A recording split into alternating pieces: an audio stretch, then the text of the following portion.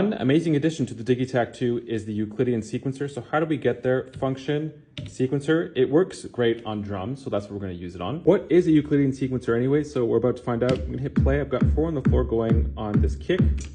Hi-hats. I'm going to turn the Euclidean sequencer on. And then on this first knob here, knob A,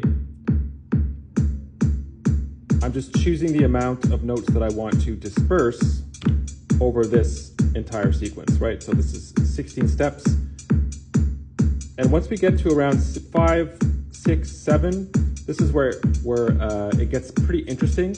Underneath that is R01, which is rotation, which essentially means that you're just budging that rhythm over by 1 step. And here's the intuitive and interesting part of this sequencer is that there's a second layer to it. So over top of this first layer of 7, we're going to add a second layer of, let's say, 3. So it's just constantly throwing rhythms out at us.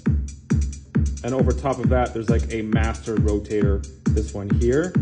So this rotates both of these layers together to give completely different rhythms. Don't forget that this is an electron sequencer, right? So we still have per step parameter control. So let's say on this step, I want to drop the filter, on this one open the filter, on this one make it a bit quieter. That is all recorded in. Another interesting tidbit is that you could bounce back and forth between Euclidean on or off. So if you have a separate pattern on the non-Euclidean sequencer, just the regular sequencer, you could jump back and forth from those two things. Hope this helps. If you have other Digitakt 2 questions, drop them in the comments.